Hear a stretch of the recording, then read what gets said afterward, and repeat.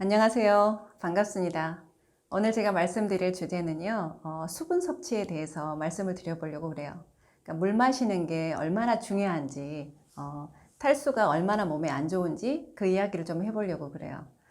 약국에 오시는 분들하고 이렇게 몸이 좋지 않아서 오시는 분들하고 상담을 하다 보면 대다수의 분들이 탈수 현상 때문에 본인이 아픈 줄을 모르시더라고요.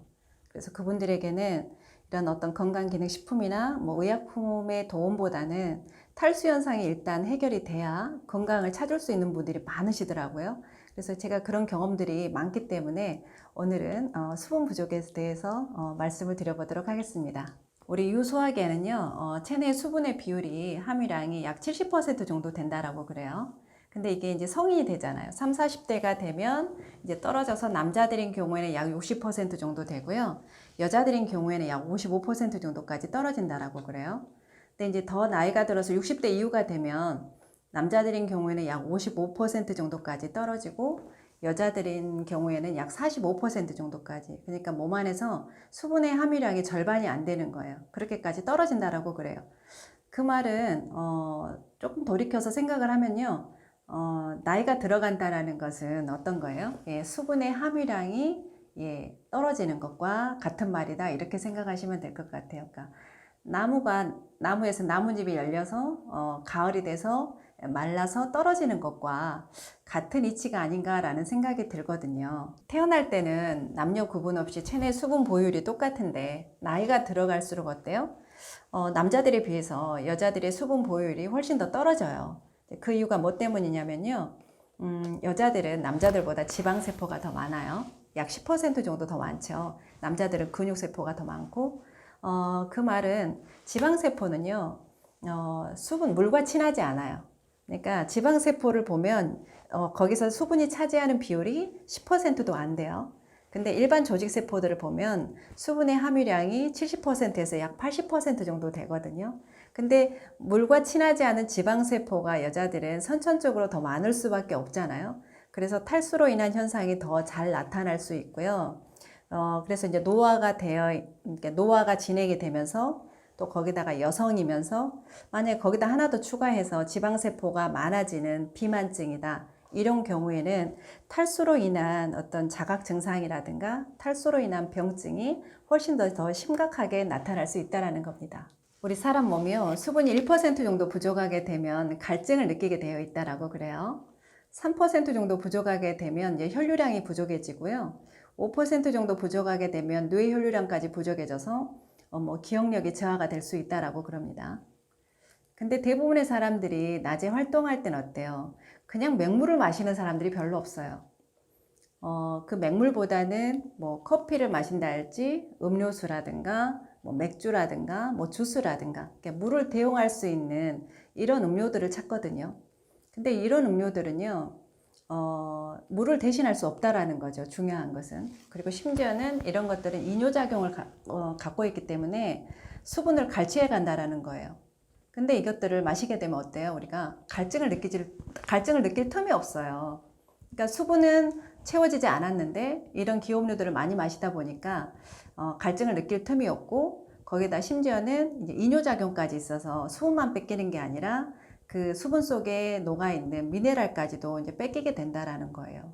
그래서 물도 마시지 않고 거기에다가 이런 기업류 때문에 이제 이뇨작용까지, 그러니까 이중으로 뺏기는 거죠. 그러니까 이랬을 때 우리 몸에서 나타나는 그런 반응에 대해서 제가 말씀을 드려보도록 하겠습니다. 우리 몸이 수분이 부족하게 되면요, 우리 몸에서는 일단은 소화액의 분비량이 줄어들어요. 그러니까 우리 소화기관에서 분비되는 소화액이라 그러면 이제 이 입부터 이제 시작을 하다 보면 이제 입에서는 타액이 분비가 돼서 나오죠. 1리터 정도 하루에 나와요. 위에서는 약 1.5리터 정도의 위액이 나오고 간에서는 쓸개즙이 약 1리터 정도 나오고 췌장에서도 췌장액이 약 1리터 정도 나오고 소장에서는 약 1.8리터 정도의 이제 장액이 나와요. 근데 그리고 이제 대장에서는 약 300ml 정도의 이제 대장액이 나오는데 이런 것들이 약 합하면 총 6.6리터 정도 되거든요. 또 이것만 나오는 게 아니라 그런 소화기에서는 이 미끌미끌한 이 점액도 나오거든요. 이것도 결국은 수분을 기초로 해서 만들어진 물질이니까. 근데 우리가 충분하게 수분을 섭취했을 때 이렇게 6.6리터 정도의 소화액이 나올 수 있는데 우리가 알게 모르게 이렇게 물을 덜 마셔서 탈수 현상이 오다 보면 이 수분이 이렇게 부족하니까 이런 소화액을 충분하게 만들어낼 수 없다라는 거예요. 그래서 나이가 들면서 수분의 섭취량이 아마 더 적어졌다. 이제 이런 사람들은 어떨까요? 소화가 안 된다 할지, 예. 또 위산이라든가 이런 게 충분히 분비되지 않다 보니까 소화만 안 되는 게 아니라 뭐 역류성 식도염이나 만성위염, 심각하게는 만성위염을 앓을 수도 있고요. 또 그 다음에 이제 대부분 나이 드신 그 어머니들이 호소하는 게 뭐냐면요, 입마른병이에요. 입마른병. 입이 마른다. 이제 입마른병 많이 호소하고 이것도 당연하게 수분이 부족한 거예요, 몸 안에서. 그리고 목이 탄다, 뭐 이렇게 말씀하신 분도 있고, 아까 말씀드렸던 것처럼 소화가 안 되는 건 너무나 당연한 거고요. 이게 조금 더 나가다 보면 이제 대장으로 보자면 이제 변비가 올 수 있는 거예요. 그러니까 물론 수분만 보충이 된다고 해서 그럼 이런 소화기의 약점이 다 해결될 수 있느냐? 이제 그건 아니에요. 근데 최소한 제가 봤을 때는 절반 이상은 줄일 수 있을 것 같아요. 물만 충분하게 드셨을 때. 근데 이제 그 물을 덜 드신다라는 거예요. 진짜로 많은 사람들이. 그러니까 우리나라 사람들이 약 55% 정도가 탈수 현상에 의해서 여러 가지 자각 증상을 갖고 있다라고 합니다. 그리고요, 수분이 한 3% 정도 부족해지면 혈류량이 부족해진다라고 그랬잖아요. 혈류량이 부족해진다라는 것은 저는 이제 표현을 할 때 혈액량도 부족해지지만 그 말은 혈액이 쫀쫀해진다는 말과 같은 말입니다 라고 제가 말씀을 드리거든요. 그렇게 되다 보면 이 피로 물질이 혈액 중에 많이 누적이 돼요. 그래서 이런 분들은, 이렇게 탈수가 있는 분들은 만성적으로 피로감을 호소하세요. 그리고 거기서 조금 더 나가서 이분들은 이제 뇌로 가는 혈류량도 부족하고 또 이렇게 오염물질이 잘 이렇게 밖으로 배설되지 못하고 혈액 중에 이렇게 떠돌다 보니까 두통을 많이 호소하세요. 두통을 많이 호소하고 마그네슘을 충분히 드셨음에도 어때요? 예, 뭐 눈밑이 떨려요. 쥐가 자주 나요. 머리가 자주 아파요. 그러니까 마그네슘 부족증과 똑같은 증상을 호소하시는 게 바로 이 탈수로 인한 이런 증상이라는 거예요. 그러니까 마그네슘 먹어도 효과가 나는 별로 없어요 하는 분들은 탈수 현상을 의심해 볼 필요가 있는 분들이거든요. 그러니까 그런 게 있고, 그리고 이제 피부 건조증이 있는 분들, 피부 건조증이 있는 경우에도 예, 뭐 피부로 가는 어떤 영양소의 결손보다는 일단은 내가 수분을 덜 먹고 있지 않나라는 것을 의심해 볼 필요가 있고요. 그 다음에 그 빈맥인 분들, 맥이 좀 이렇게 약하게 많이 뛰는 분들, 그러니까 내가 빈혈인가? 그래서 내가 빈맥이 있나? 이렇게 오해하시지 말고 일단은 빈혈보다는 수분의 결핍을 예, 의심해 보시는 게 좋겠고요. 그 다음에 이제 저혈압인 분들. 당연하겠죠. 혈류량이 부족하니까 혈압이 낮아지는 건 당연한 거예요. 그러니까 저혈압 있는 분들, 방금 말씀드렸던 것처럼 빈맥 있는 분들, 그 다음에 이제 뒷목이 자꾸 뻐근하다는 분들, 이런 분들도 이게 탈수 현상을 한번 이렇게 의심을 해보면 좋겠고요.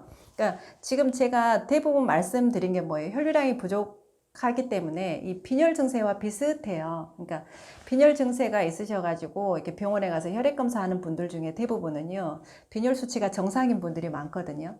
그랬을 때는 내가 내 몸에 수분이 부족한 게 아닌가라는 생각을 꼭 한번 해보셨으면 좋겠어요.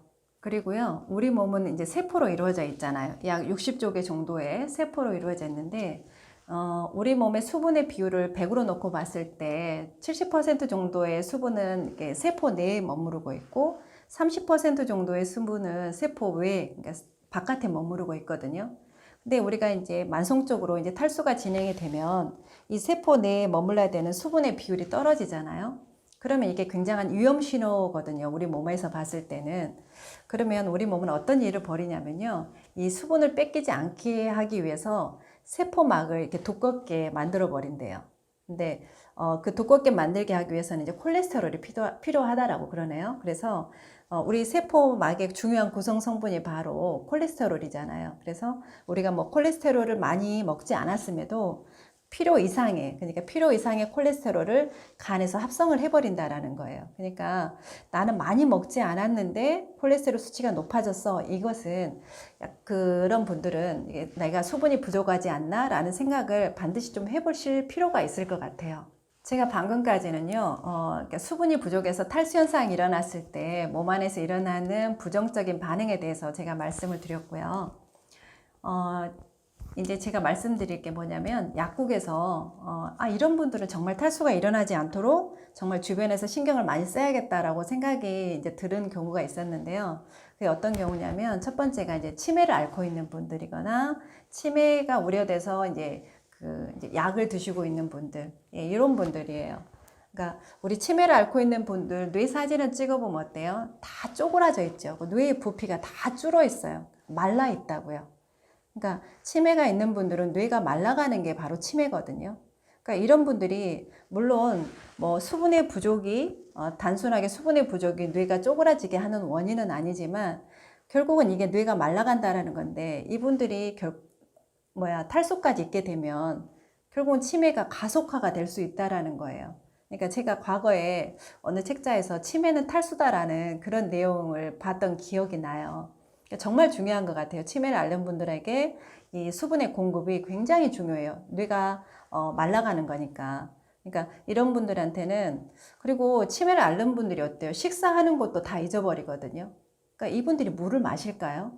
정말 이분들은 갈증을 느끼지도 않고요. 배고픔도 느끼지 않아요. 잘 못 느끼는 분들이 많더라고요. 그래서 이런 경우에는요, 그 주변 그 가족들이 그런 분들에게는 정말로 수분의 공급에 대해서 꼭 좀 신경을 써주셨으면 좋겠다라는 생각이 들더라고요. 그 다음 두 번째 경우는요, 어린 아이들이요. 어린 아이들에게 이제 탈수는 더 중요하게 이제 건강상의 문제가 될 수 있거든요. 특히나 이제 열감기 시에 어때요? 열감기에 걸렸을 때는 수분 섭취가 정말 중요하거든요. 근데 많은 젊은 엄마들이 놓치고 있는 게 해열제는, 그러니까 열이 났을 때 해열제는 정말 잘 챙겨서 먹이시는데 이 물 먹이는 것에 대해서는 잘 모르고 있는 엄마들이 많더라고요. 그러니까 실제로 열감기를 이렇게 고열로 인해서 이렇게 병원을 가게 되면 병원에서 가장 먼저 하는 게 이제 포도당을 이제 놓는 거거든요. 그게 수분을 공급을 시켜서 이제 열을 떨어뜨리게 하는 작용도 분명히 있어요. 그러니까 아이들이 열감기에 자주 노출됐을 때, 그러니까 평소에도 물론 굉장히 아이들에게 수분 섭취는 아주 중요하고요. 특히나 이제 감기에 걸렸을 때는요, 이런 감기약, 그러니까 해열제 복용보다도 어찌 보면 그 아이들에게는 수분 섭취가 훨씬 더 아이들에게 감기 회복 또 어떤 그런 체력의 보존에 더 중요할 수 있다라는 거 꼭 기억하셨으면 좋겠습니다. 그리고 마지막으로요, 이제 어떤 물을 마시냐라는 거예요. 저는 뭐 생수냐 끓인 물이냐 이런 게 아니라 이제 물의 온도에 대해서 말씀을 드릴게요. 저는 물의 온도를 미지근한 물을 이상을 마셔라 그래요. 그러니까 자신의 체온보다 약간 높은 온도가 좋아요. 약 40도에서 60도 정도의 그런 수온을 가진 물이 굉장히 몸에 좋아요. 그 정도 온도의 물을 마시게 되면 소화 효소도 잘 나오고요. 그리고 위에 그 소화기의 연동 운동이 굉장히 잘 돼요. 그게 이제 몸에 좋은 건강한 물이라는 거. 그러니까 찬물을 드시게 되면 어때요? 약 4도씨 정도, 이렇게 냉장된 물을 마시면 약 4도씨 정도의 물을 마시게 되는 건데, 저는 그런 물을 마시면 위가 언다라고 표현을 하거든요. 위가 얼어요, 실제로. 근육이 얼어서 그 혈액 순환이 되지를 않아요. 그리고 또 한 가지는 뭐냐면요. 우리가 4도씨 정도의 찬물을 마시지만 결국 내 몸에서 나갈 때는 몇 도로 나가요? 소변을 보면 전부 다 36.5도, 이렇게 자기 체온하고 같은 온도로 나가잖아요. 그러면 내가 4도씨의 그런 차가운 물을 먹어서 내가 36.5도로 내가 데워야 된다라는 거예요. 그러니까 내 몸이 난로가 되는 거예요. 그러니까 훨씬 이런 사람들은 찬물을 많이 마신 사람들 치고 몸이 안 피곤하다는 사람들이 별로 없어요. 그러니까 내가 그 에너지를 써야 될 게 운동 에너지라든가 뇌 에너지라든가 이런 걸 써야 될 것을요. 열 에너지. 그러니까 내가 그 4도의 물을 36.5도로 만드는데 많이 소모를 시켜버리는 거예요. 그러니까 그 물을 많이 마실수록 훨씬 더 나는 에너지를, 내가 써야 될 에너지를 거기 데우는데 많이 뺏겨버리는 거거든요. 정말 아깝잖아요. 그래서 그렇게 만성 피로를 느끼는 사람들은 내가 물을 충분히 마셔도 만약에 찬물을 그렇게 자주 이렇게 마시는 분들, 특히나 아이스 커피 좋아하시는 분들은 이런 거를 한번 염두에 두고요. 조금 그 입에 맞지 않고 좀 불편하더라도 온수를 드시는 습관을 좀 들이셨으면 좋겠습니다. 오늘 제가 수분 섭취가 진짜 중요한 이유에 대해서 이렇게 잔소리처럼 말씀을 드렸는데요. 결론은 그거예요. 물을 많이 마시고 물을 마시되 따뜻한 온수를 마셔라. 이제 그게 제가 드리고 싶은 말씀이고요. 이 영상을 보시고 이 영상을 보신 분들이 따뜻한 물을 즐겨 마셨더니 이러이러한 게 좋아졌어요 라는 댓글을 남겨주시면 정말 감사할 것 같아요. 오늘 영상 들으셔서 감사합니다.